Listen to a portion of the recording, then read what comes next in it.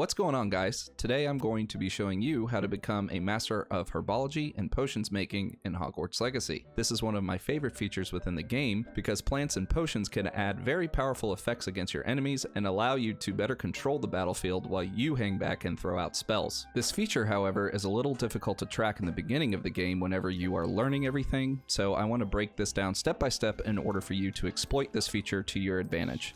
Using potions and plants can be extremely advantageous in combat, especially if surrounded by multiple enemies. Each potion that you use contains multiple ingredients. Some you have to find in the wild, others you have to either purchase or grow. We want to be able to grow our own plants, and the best place to do this is the Room of Requirement. Here we can summon several spellcraft tables, including small to large plant tables, fertilizer stations, and potions tables to ensure we are completely stocked up on everything that we need.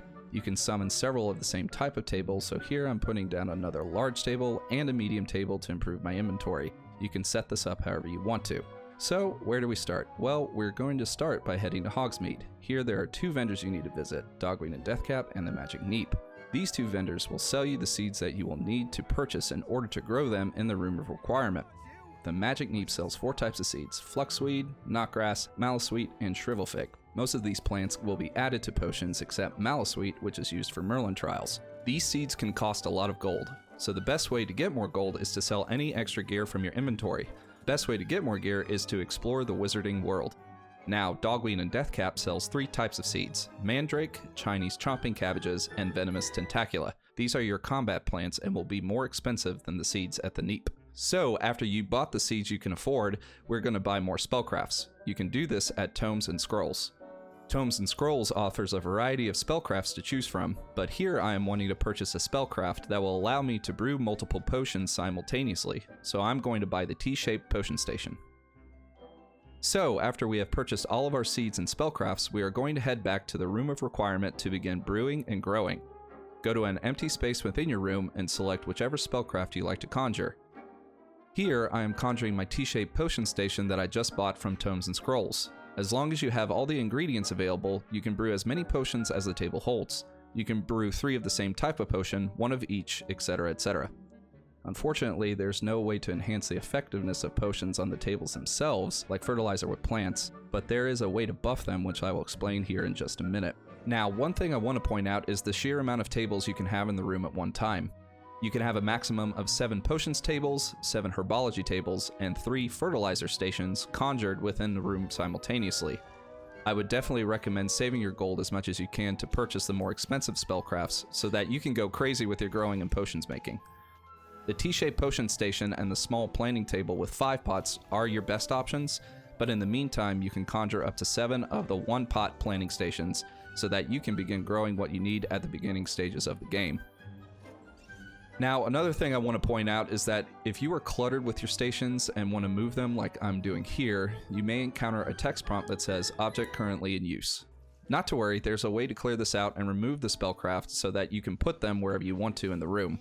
Simply select a pot on the table that has a plant growing, and for Xbox you want to click on the left stick in order to remove the pot from the plant.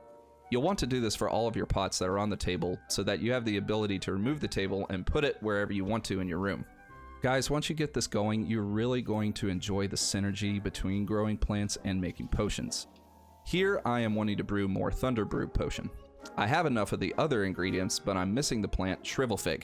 So, I'm going to go over to my large potting table to remove what is already growing, plant the Shrivelfig that I just bought from the Magic Neep, and enhance the plant with fertilizer so that I can have a greater yield. After this is done growing, I can then make Thunder Brew. Now, as I said earlier, there is a way to further enhance your potions and plants' effectiveness, and that is the Room of Requirement talent tree. Here, there are several options you can choose to enhance, but personally, I spent some talent points towards my plants because it's a lot of fun. So, let's see our plants in action. I'll start by throwing down 2 Venomous Tentacula, followed by a Chinese chomping cabbage, followed by a Mandrake, and then followed by potions. The carnage is just too good not to sit back and watch here. You can see my Tentacula shooting in the distance, and I'm just guzzling down a focus potion. It's absolutely fantastic. So potions and plants are definitely greatly beneficial against higher tiered enemies like this poor mountain troll, for example. I am going to exploit both my plants and potions mastery to make short and easy work of this troll. I've used the Enduro potion, which increases defense, then Tentacula, which deals range and poison attack damage, the Thunder Brew potion, which strikes enemies with lightning if they get too close, and the Maxima potion to increase my attack power. Putting all of these elements together really makes you very powerful and allows you to control the battlefield easier. But again, however you want to utilize your plants and potions is entirely up to you, which is one of the many things I absolutely love about this game. So there you have it, folks. I hope this video was helpful and answered any questions you may have had. I really enjoyed making it and hope that you all enjoy brewing and growing in the game as much as I have. And let me know if you want to see more content like this in the future by leaving a comment below, and feel free to like and subscribe to keep in touch with all of your Hogwarts Legacy updates. Thanks again, guys, and looking forward to seeing you all next time. For now, I'm going to keep growing my plants, brewing my potions, and slaying goblins.